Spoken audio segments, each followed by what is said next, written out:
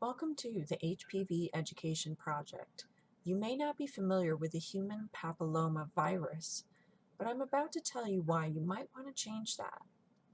HPV is the most common sexually transmitted disease, and once you acquire this virus, it may stick with you and cause problems at any time during your life. Did you know that you and your partner could go for STD testing and get a clean bill of health and still be at risk for cervical, oral, and anal cancer? It's true, and here's why. Currently, according to Planned Parenthood's website, as of April 2017, there are no tests available to check men for HPV, and women can get tested for HPV through their pap smear.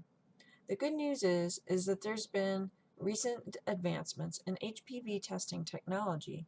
Until now, HPV testing has only been available to women who have had an abnormal pap smear, or if you specifically ask for it when you have your pap smear done.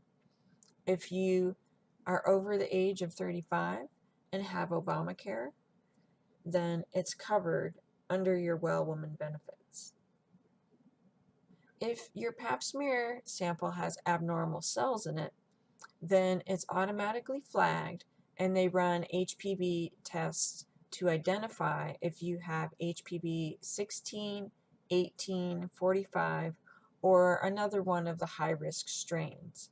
There are approximately 40 strains of the virus that can affect the genitals. Some increase the risk for cancer, some cause genital warts, others just quietly do their thing and you'll never know that they're there. So a positive diagnosis for HPV isn't necessarily something to freak out over, but it is an invitation to take better care of yourself. HPV is a sexually transmitted virus that puts women at risk for cervical and anal cancer and increases the risk for oral and neck cancers, especially in men. HPV has been found in connection with anal cancer, vaginal cancer, cervical cancer, penile cancer, oral and neck cancers. And as you can see from this chart, this diagram, that men are being diagnosed with oral cancers at approximately the same rate as women being diagnosed with cervical cancer. It's important to know that currently there are no tests widely available to check for the human papillomavirus, also known as HPV. This insidious little virus is extremely common. In fact, it's our most common sexually transmitted virus. Yet, when you go to the doctor or clinic and ask for a complete STD panel that includes everything, including blood tests, swabs, urine, anything they can do, you tell them, do it. And both of you come back negative. Clean bill of health, everything is good, right? Well, you'd think. The problem is there hasn't been HPV testing for couples until now. I'm happy to say that all of this has changed with an FDA-approved home test kit that you can use to check for oral, vaginal, and anal HPV. I hope it catches on with mainstream medicine because I see it as a great tool in the war against HPV and HPV-related cancers. I also want to say that there is no shame in a positive HPV diagnosis. This virus is extremely common and we haven't been able to test for it. It's thought that the majority of us acquire the virus at some point in our lives, and it's just part of the normal part of being a human who is sexually active. Plus, it's equally likely that your partner has the virus already. One of the benefits of this test is that if one or both of you is positive for genital HPV, you can either avoid oral sex or use protection to prevent oral infection of the virus. There's so many potential applications for this test. I'm really excited about it. Something else I'm really excited about is this is the first time we have been able to test men for HPV outside of a research setting. This is revolutionary. It's life-changing. It's groundbreaking. All I can say is it's about time. HPV has been with us for a long time and it's been causing all kinds of problems for us ladies, and it's really not fair. You try to do the right thing, you go and get tested, and then all of a sudden your doctor is telling you that your pap smear is abnormal and that you have a sexually transmitted virus and you're at risk for cervical cancer. And you know what, guys? Your lady is going to be looking right at you, and she is not going to be happy about it. And you know what? This virus puts you at risk for cancer too.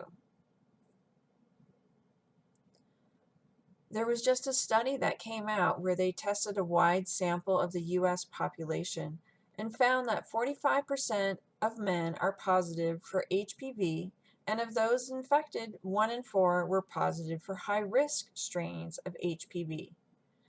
African Americans are especially at risk.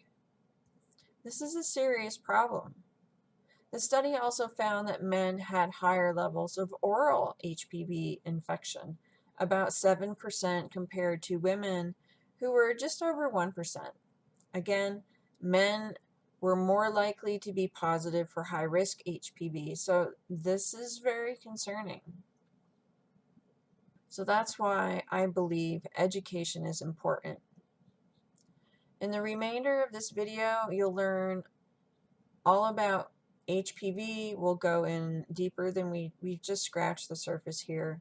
You'll learn about how it's acquired, why the concern, what you can do if you've been exposed or diagnosed with the virus. If you are diagnosed with the virus, don't worry, it's not the end of the world. At least half of the US population has the virus, so you're in good company. In the links below, you'll find information and resources for testing HPV in the comfort and privacy of your own home. Moms will find additional information on the HPV vaccine and may want to know more about HPV testing to educate their children so that they can keep themselves safe. Plus, there are resources for women who have had an abnormal pap smear result or who have been diagnosed with HPV or cervical dysplasia. Together, armed with information about HPV and with the tools available to us, we can fight back against HPV and prevent HPV-related cancers. To learn more, check out the links below. If you have any questions, please feel free to contact me. Sign up on my mailing list or like my Facebook page to stay up to date on information about HPV and how to protect yourself and what to do if you have the virus. Enjoy the rest of the presentation. Let's talk about HPV. This is a super duper magnified image of the HPV virus number 16. So this particular little virus right here is responsible for the majority of all cervical cancer. Not all of it, but definitely a huge percentage of it. So what is the human papillomavirus? It is a virus that causes warts. However, not all strains of the virus actually produce warts. There are about 200 different strains that affect the human body, and the number I've seen is about 37. Usually there's a range between 30 and 40 when you see it like written places, but I had the opportunity to actually count how many strains there were being tested for in this one particular test, and they were checking for 37, so I thought that was interesting. So there's a lot of different strains of this particular virus, and Definitely not all of them affect the genitals. You know, the wart that you get on your hands and feet, that's HPV. You may have seen the documentary about the elephant man. You know, he's got HPV, you know, warts taking over his body. It's just terrible. So yeah, when your immune system is compromised, HPV can really be a problem, and that's what happened in the elephant man story. But so most people who have HPV don't actually know that they carry the virus, men in particular, and it's not their fault because there is no test for HPV in men. And we're going to talk about this in greater detail about the testing for HPV, but there is no test being offered for men to test for HPV, and there is for women. We'll get into it more in a little bit, but it's kind of tricky. You have to ask for it, different things. So we'll get more into that. And Planned Parenthood has said approximately 70 to 75% of the sexually active population has been infected with the human papilloma virus at one time or another. They may not be positive for it right now because some say that the body can clear the virus, so we'll talk more about that. But that's their estimate. And there really hasn't been good data on HPV, but there has been some interesting facts and figures that have come out recently, actually in this month, in fact. So I had no idea that they were going to put out this information, so it was actually really great timing. So how do you get HPV? Well, intimate contact, including unprotected sex. So HPV is a sexually transmitted virus that spreads through unprotected sex, and even if you use a condom, you still may not be 100% protected because the virus spreads by skin-on-skin contact. So with a condom, you know, you're covering the shaft of the penis, but not all of the area that actually has contact when you're having sex. So that skin-on-skin contact, you know, you can cause transmission of the virus. You know, it's not like we're having sex through a bed sheet with the condom, you know, like attached to it or something. So there's definitely some contact going in there.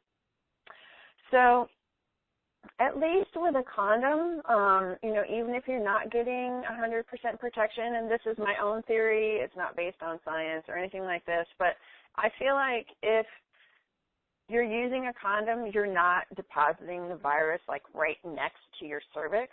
So I don't know how well it travels through the tissues or the environment, you know, how fast it spreads when, you know, I'm sure if you're familiar with viral biology, you know, the virus infects a cell, it replicates, the cell gets sick and dies, and when the virus is replicated to the point where it can't hold anymore, it explodes, and all these little new viruses are released into the surrounding area. And how far they spread, I don't actually know. That would be a great science question for science to explore.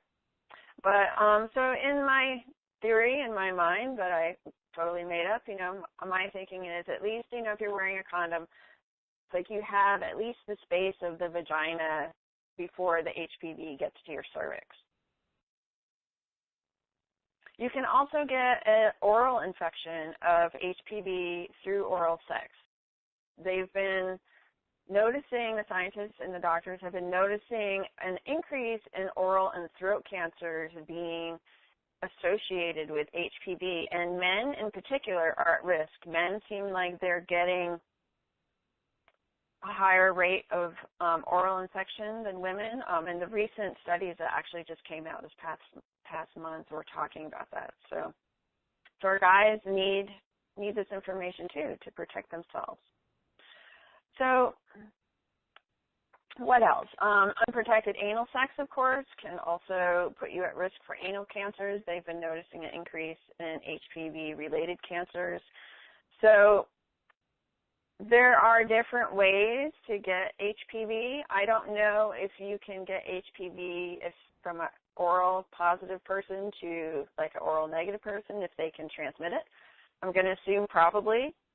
So, you know, it might be good to know, you know, what people are infected with. Unfortunately, we can't test for that. At least the doctors can't right now. So, Something else I just want to point out, too, is if you have children.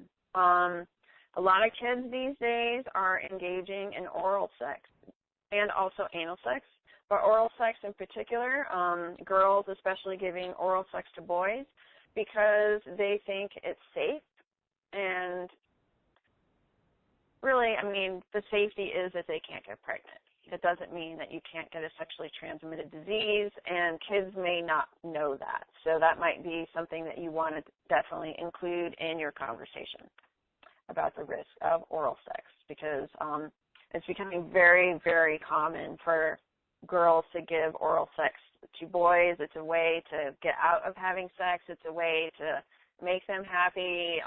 Big, long story, complicated stuff that goes into that whole dynamic that's happening in our culture right now, which we don't have time to get into today, but could be a conversation for another time. So what happens after you've been exposed to HPV? So once you've been exposed, there's three important factors that come into play. One, the strength of your immune system, the state of your overall health, which also impacts your immune system, and also which strains you were exposed to. So with those three factors taken into consideration, one of five things might happen. Your body might fight off the virus, and you'll never know you had it.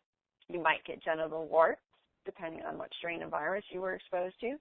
The virus might begin affecting your cervix cells, and a pap smear might come back as abnormal within about 4 months. There's about a 4-month incubation period for the HPV to do its thing to the cells, and then, those cells have to, turn over. So there's about a 3-month turnover rate for cervix cells.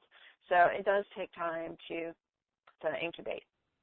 The virus could also be present, but the immune system might keep it in check. So again, you won't know that you have the virus.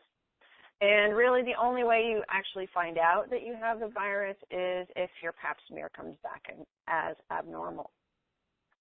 So the virus has the potential to lay dormant for many, many years as long as your immune system is healthy, and it can hide out in the tissues and, that kind of thing. So if your immune system just kind of keeps it in check, it lays dormant, but it might become active again, like if you go through a period of intense stress, something that knocks your immune system down, that's when the virus tends to manifest. So if you've had like a crisis in your life, it's like, and if you have a history of HPV or abnormal pap smears, you might want to just go get checked out if it's been a little while, because we'll talk more about the virus hiding, ability to hide, and whether it can go away and that kind of stuff. I just want to stay on track, but we'll get more into that. So cofactors that increase the risk of HPV infection when you're exposed to the virus, if you have certain things in place in your life, like lifestyle choices and that kind of thing, that could put you at greater risk. So like if you're a smoker, you smoke cigarettes, the nicotine and the other chemicals that are in cigarettes actually negatively affect your cervix cells. If your partner smokes cigarettes and you have sex without a condom, the chemicals in the nicotine and the cigarettes, they go through his semen out into you if he ejaculates inside you and can impact your cervix. So the whole smoking and the chemicals are related to that. Definitely not a good scene if you want to avoid having problems with your cervix. So drug abuse also knocks down the immune system and puts you at greater risk for HPV if you're exposed. Nutritional deficiencies also can increase your risk because the cervix needs certain nutrients to stay healthy. And if you're curious to know more about that particular topic, I have another webinar that's about cervical dysplasia and HPV. So it's more based on like after you've had like the positive diagnosis and the problems that causes, and like things like the nutrients that you need in order to have a healthy cervix. And so it really goes into detail, on that level in that other webinar. Again, not time to cover everything here today, but that's definitely another subject and also webinar that you might be interested in checking out. Immune deficiency, again, if you've got an immune system that's been beat up or depleted for whatever reason, maybe you just don't get enough sleep, you don't eat well, whatever, all those things take their toll on your body, on your immune system. So if you're in a kind of a rundown state, again, you could be at greater risk if you're exposed to the virus. Oral contraceptives, hormonal birth controls, can increase your risk of having problems with HPV infection and also cervical dysplasia. Another kind of phenomenon that happens when people are on hormonal birth control, even like teenagers and that kind of stuff, because their main fear is not getting pregnant. They're not really like putting the connection with STDs necessarily, and so when they think, oh, I'm on the pill, I don't have to worry about getting pregnant, it's like we don't have to use a condom. Actually, yeah, no, you want to use the condom. So again, by not using those condoms, women are putting themselves at greater risk for picking up these viruses like herpes or HIV or HPV, which we're talking about today. If you're 18 years old or younger and you start engaging sexually, like having sex before you're 18, that also increases your risk. And also if you give birth before the age of 22, that also increases your risk of having problems with HPV if you're exposed. Symptoms of an HPV infection. Guess what? There are none. Unless you get a strain that causes warts that you can see with the eye, which some of them you can't see, but the ones that you can see with your naked eye, those are the only symptoms that you'll get from HPV. And the ones that cause, the strains that cause warts are not the ones that you have to worry about. You may be infected with more than one strain, so that can send you a flag to go get checked, but the strains of the virus that cause the most problems with your cervix are the ones that do not cause any symptoms, any visible things that you can see. It's like a completely silent infection until you go and get your pap smear and it comes back abnormal. Or if you're one of the people who doesn't go get pap smears regularly, I know a lot of low-income women will tend to neglect pap smears just because, it's super easy. If there's doesn't seem to be a problem, why go and look for one, right? Well, that's when you get a big problem, like cervical cancer. So that's definitely an issue. Cervical cancer is like the number 3 of the cancers that women have to worry about. So in spite of this pap smear, which is a great screening tool. So you can have HPV for long periods of time and never know it. Like I mentioned, it can hide in the tissues. I've run support groups for women who've had HPV for basically since I was originally addressed my problem with HPV, which was back in 2000.